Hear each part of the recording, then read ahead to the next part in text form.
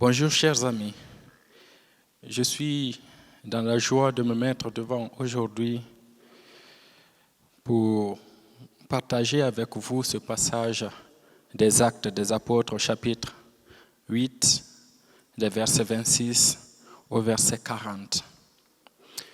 Avant cela, j'aimerais vous dire que la grâce de notre Seigneur Jésus-Christ, l'amour de Dieu le Père et la communion du Saint-Esprit soient avec vous tous. Je lis dans le nom de notre Seigneur Jésus-Christ. Un ange du Seigneur s'adressant à Philippe lui dit « Lève-toi et va du côté du midi sur le chemin qui descend de Jérusalem à Gaza, celui qui est désert. » Il se leva et partit. Et voici un Éthiopien, un eunuque, ministre de Candace, reine d'Éthiopie, et surintendant de tous ses trésors, venu à Jérusalem pour adorer, s'en retournait, assis sur son char, et lisait le prophète Ésaïe. L'Esprit dit à Philippe, « Avance et approche-toi de ce char. » Philippe accourut et entendit l'Éthiopien qui lisait le prophète Ésaïe. Il lui dit, « Comprends-tu ce que tu lis ?» Il répondit, « Comment le pourrais-je si quelqu'un ne me guide ?» Et il invita Philippe à monter et à s'asseoir avec lui. Le passage de l'Écriture qu'il lisait était celui-ci.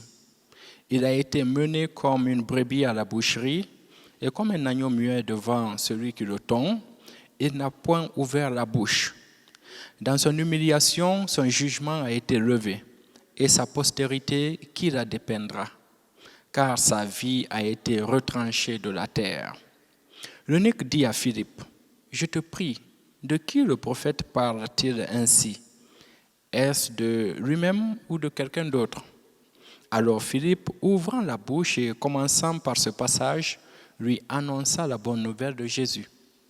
Comme ils continuaient leur chemin, ils rencontrèrent de l'eau. Et l'eunuque dit, « Voici de l'eau, qu'est-ce qui empêche que je sois baptisé ?»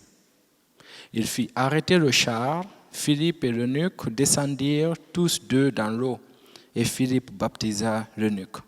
Quand ils furent sortis de l'eau, l'Esprit du Seigneur enleva Philippe et l'eunuque ne le vit plus. Tandis que, joyeux, il poursuivait sa route. Philippe se trouva dans Azote, d'où il alla jusqu'à Césarée, en évangélisant toutes les villes par lesquelles il passait.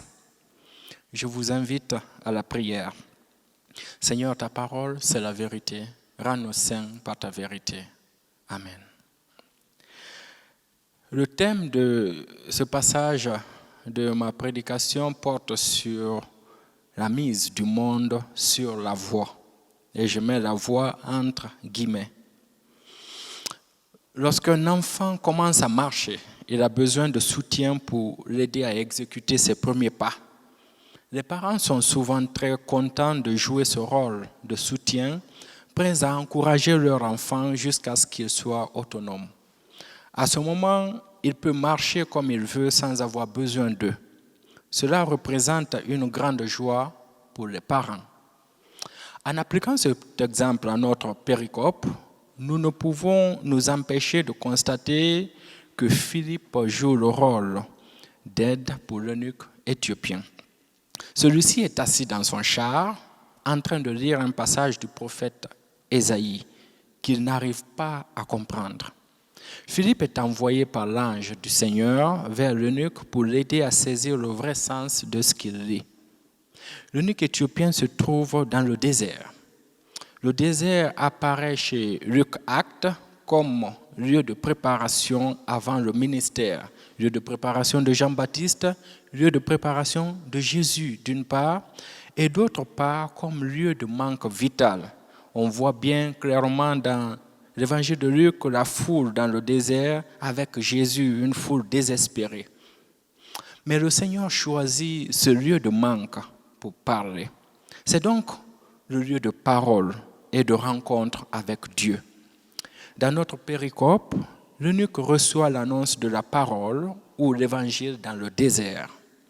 Cela peut être vu comme signe de préparation pour un début de ministère en Éthiopie. À la question de savoir si l'eunuque comprend ce qu'il lit, celui-ci répond en disant Comment pourrais-je comprendre si personne ne me guide? L'enjeu de l'aide ou du soutien se trouve donc ici.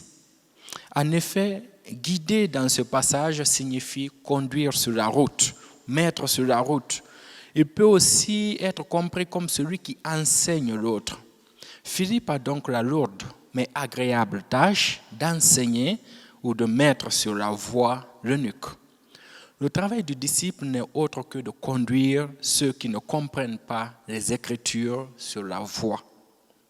L'auteur des Actes place d'ailleurs l'eunuque sur le chemin ou la voie, en train de rentrer en Éthiopie après son pèlerinage à Jérusalem.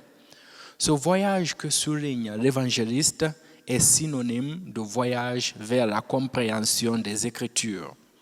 Pour lui, la voie ne fait pas que référence au chemin du voyage d'une ville à l'autre, mais pourrait représenter aussi le chemin du voyage de foi. L'eunuque éthiopien effectue de ce fait un parcours dans les Écritures qui part de l'Ancien Testament, donc de l'Ésaïe, à l'Évangile de Jésus-Christ, aidé par Philippe. D'ailleurs, plus que dans les Actes, les chrétiens sont appelés les gens qui suivent la voie. D'autant plus que dans les Actes, les chrétiens sont appelés les gens qui suivent la voie. Le point d'arrivée de ce voyage n'est pas l'Éthiopie, mais la bonne nouvelle de Jésus. Voilà en réalité la vraie destination de l'eunuque éthiopien. Lorsqu'il atteint Jésus, rien d'autre ne peut l'empêcher de recevoir le baptême d'eau, signe d'initiation à la foi de Jésus-Christ. Dans un monde qui perd de plus en plus ses repères et qui ne sait à quel saint se vouer, ne sommes-nous pas ces disciples de la voie envoyés de Dieu qui devrions conduire les personnes découragées en manque de repères vers la voie qui n'est autre que la bonne nouvelle de Jésus-Christ? Notre action est plus que nécessaire aujourd'hui, où que nous soyons. Le disciple n'a d'autre choix que de se conformer à l'appel de Jésus-Christ pour prêcher la bonne nouvelle du salut. C'est cela notre rôle, c'est cela notre appel, être au service de la bonne nouvelle pour mettre ce monde sur la voie. Que Dieu vous bénisse. Amen.